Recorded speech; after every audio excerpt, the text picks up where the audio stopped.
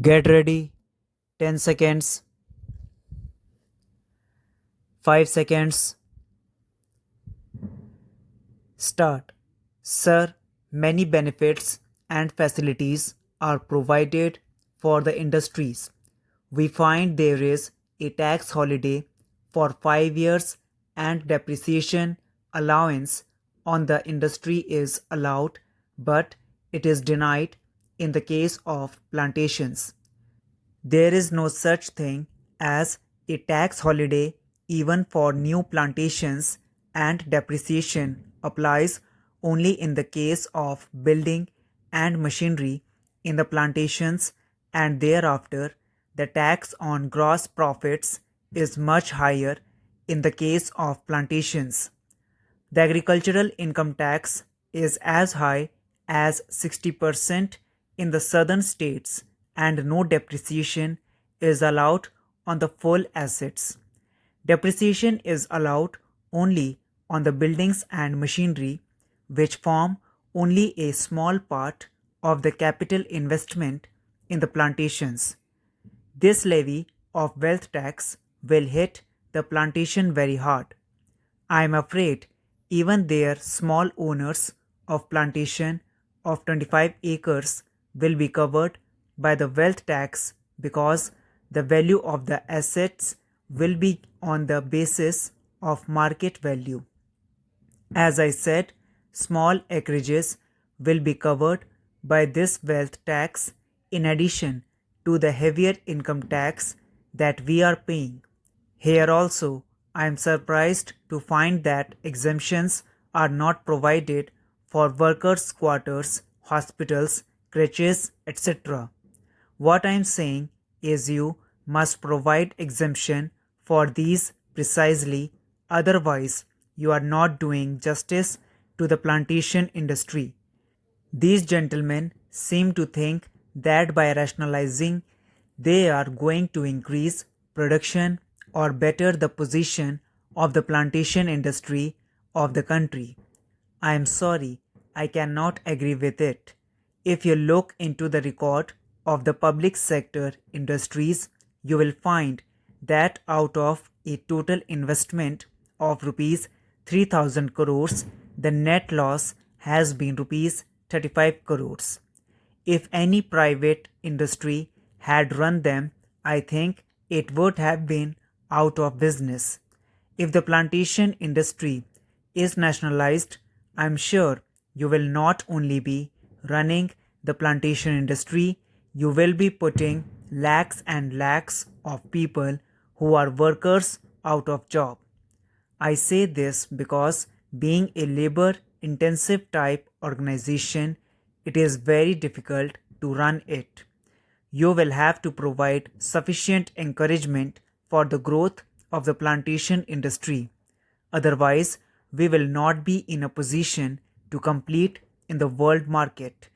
The production cannot be completely utilized in our own industry. We know that 50% of our production has to be exported. If we are to export and earn foreign exchange, it is our primary responsibility to see that the cost of production is kept low. I also say that these items which are coming in year after year are not going to keep the cost of production low. I therefore oppose the policy of imports. On the ultimate question of nationalization, I do not want to speak as enough has been said in the Finance Ministry's report on public sector released only today. Mr. Vice Chairman, Sir, I oppose this financial appropriation bill which provides for such vast sums of money to be appropriated by different ministries during the current year.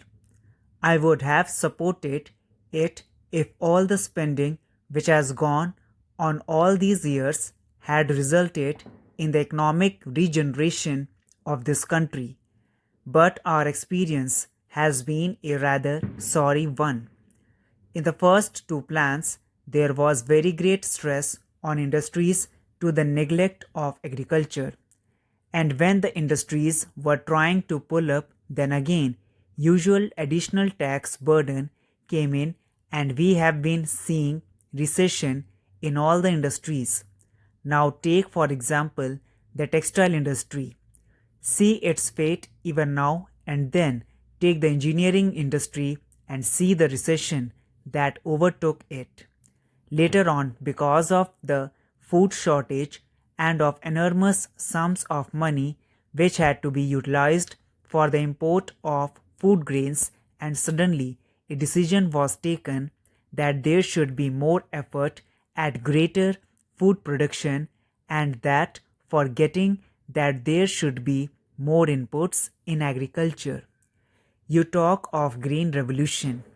I do not know where that green revolution is, and then taxes are coming around every agricultural inputs, taxes on pump sets, taxes on fertilizers, and added to it taxes on agricultural wealth.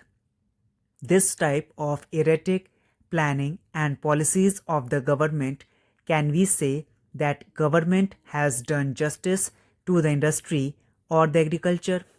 Coming to plantation, I would like to limit myself to comment on the plantation industry, which is a specialized type of agriculture in this country.